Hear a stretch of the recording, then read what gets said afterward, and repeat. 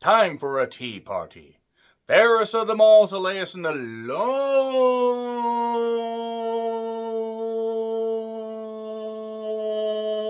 line of popular children IP characters turned into cheap slasher horror fluff that fans like me will consume even if we know it's really bad for us. By the way, this is Sir, aka the producer. Say hi to the viewers.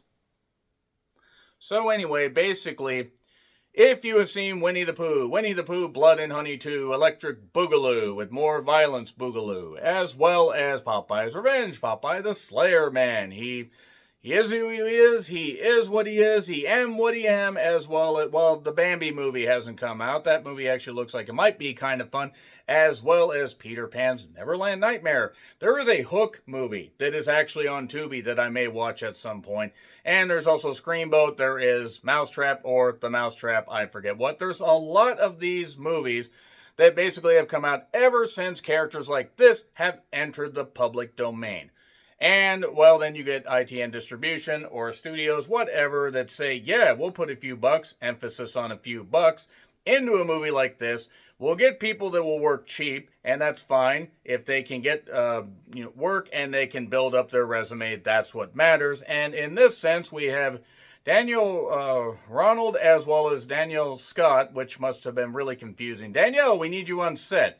Me, Danielle, or she, Danielle? But that being said, we have the Mad Hatter, played by Louis Santer, who at least seems to be tries to inject some energy and life into this, seems to be having a goddamn blast, and the Mad Hatter needs a wife to break a curse, so he gathers some fairy tale princesses, such as Cinderella, not Spenderella, dressed it up one time, as well as Sleeping Beauty, as well as Alice, who does his bidding, and also he has Belle, yes, of Beauty and the Beast, and you have Snow White, as played by Miss Ronald, who I've seen in some other movies very recently. And also there's Cinderella's Curse and Cinderella's Revenge, and Cinderella's Curse kind of ties into this because you have Cinderella who's cursed, Snow White who is also cursed, and you have various other people that are cursed. I am just going to keep you here, and I'm going to make sure that people see you because people need to see you. Okay. Goodness. I'll let you go then. Jesus. Bye. So anyway, yeah, they are gathered. They're kidnapped, and then they are brought to this house that I swear they used in one of the Cinderella movies, and possibly in a couple other movies. In fact, I think they might have used this in one of the Winnie the Pooh movies. I don't know. It just seems like a familiar house. Like, I mean, why not reduce, reuse, and recycle sets? So, our main heroine is Cinderella. And basically, she has a curse and doesn't want to give into it, but is going to have to give into it because the Mad Hatter is going to have them compete Hunger Games style. Kind of, but also not really. There are 2 one-on-one fights and then one with 3 people at the end, I guess. The math doesn't really add up if you really think about it. But that being said, also there is Ariel, except, they just have Ariel doing her singing voice, and then she has to have that dispatched because it's like a siren and it's like an ear-shattering thing. Oh, yes, and also there's a fairy godmother that has placed the curse on Cinderella and is willing to lift the curse, but also kind of hates the fact that Cinderella will not give into this curse. And the Mad Hatter says, I'm going to take care of her, don't you worry. And by the way, more on that here in a bit as I get into the spoiler section in a little bit. This movie is atrocious, as you would expect. It's also not nearly the most offensive thing that I have seen. Like, it's bad. It's bad, you know it. Come on.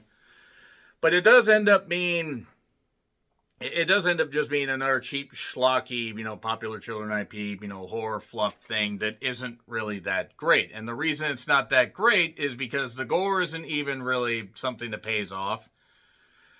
You don't even have to have seen a lot of the other movies to really get what's going on, because we get brief flashbacks, and also if you're worried about the fucking story and something called Fairest of them all with this premise, I don't really know what to say to you. Once again, Louis at least seems to be having fun as the Mad Hatter. But, man, this is really not good. This is really, really fucking bad. It's on Tubi if you want to check it out. And there are a couple others on Tubi that I may check out at some point. But, Yeah, at least it's short. It's like 75 minutes bell to bell, so at least you won't have to wait too long for it to be over. 3, 2, 1, and spoilers. So, basically, Belle is cursed with the beast powers, stuff like that. Snow White has a cursed apple and also has a taste for blood. Ariel, or Georgina, whatever, has a taste for blood. Sleeping Beauty's out for herself. And after we, by the way, we just get various people interacting. There's a curse placed on the chair so people don't have to move. That's fitting. Lock them down so we don't have to use another room. We can keep the production values low. And they all have certain powers, but their powers are nullified until they get into the Hunger Games thing. Kinda, maybe, sort of. The Mad Hatter has a lot of powers, but just seems to spout a whole bunch of nonsense. And I did kind of like that, that Snow White has a cannibal curse. I don't know why that makes me laugh. All the princes, by the way, use the same white puffy shirt. Tinkerbell's in this. I don't know why Tinkerbell counts as a Disney / fairy tale princess, but whatever. And there's like one scene where Ariel is like, her throat's kind of cut, like damaged, so her voice can't kill people. But I swear that the not rescues, but the kidnappings that take place here are happening. There's like one scene where the bathtub kind of looks like it could have been a little bit older, but every house is modernized. Like this is supposed to be taking place in, I assume, some kind of medieval times, and yet these houses basically have doors that look like the ones I have here. Now, granted, this house was built back in the goddamn late 80s, but still. And yeah, there's a part where everyone recounts what happened to them and how they got kidnapped. Tinkerbell gets killed easily. And I did kind of like that there was it was a dingy basement. Then we went to a rave room where they literally just put some rave lights up. And the beast effects are not all that great. You have to work with what you have. Ariel screams when she gets her, the little stabbed. And the poison apple mace and the cannibalistic powers where Danielle Ronald bites, and there are worse ways to go. And Ariel basically says, "You will suffer, I will kill you, I will do this." She says that to Alice. Alice, who is doing the bidding of the Mad Hatter, by the way, she says to Cinderella, "We need to escape." Then the Mad Hatter finds out about this, or just decides to stab her because we need some plot convenience. And goes, they go off, and then she leaves her in the woods, which is literally like just at a tree 100 feet from the goddamn house. And Cinderella decides to give in to her curse to basically do some damage. So now it's down to Rosetta, Sleeping Beauty. It is down to Snow White, and it's down to Cinderella. I did kind of find it funny when Ariel, though a little bit earlier, got axed. That was kind of hilarious. They end up kind of dispatching Rosetta, but then Snow White had a deal made with the Mad Hatter to live, that the curse would be lifted, so she has to kill Cinderella. But nope, the fairy godmother, by the way, is there, and it turns out that she actually was controlling the Mad Hatter this whole time. Because he didn't take care of her, and even though her face was beat up, I guess that pee was really goddamn good, because that's what he was doing. I don't know why the fuck we needed to show that, but whatever.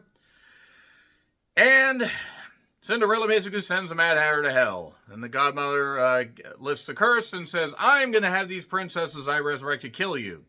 But then it turns out Cinderella actually controls them because she's the fairest of them all because she's survived. And they kill the fairy godmother, I guess. Yeah, there you go. There's Fairest of them all. What the fuck you want from me? I mean, it's a movie that probably was made for about like $2,000. Actually, I think it probably was made for about $250,000, maybe $500,000. But oh boy, gets an F. Terrible. Agree, disagree with what I said? Like, share, subscribe. Twitter, Letterboxd, Blue Sky handles in the description. I'm John Rentland. Until we meet again, happy trails to you.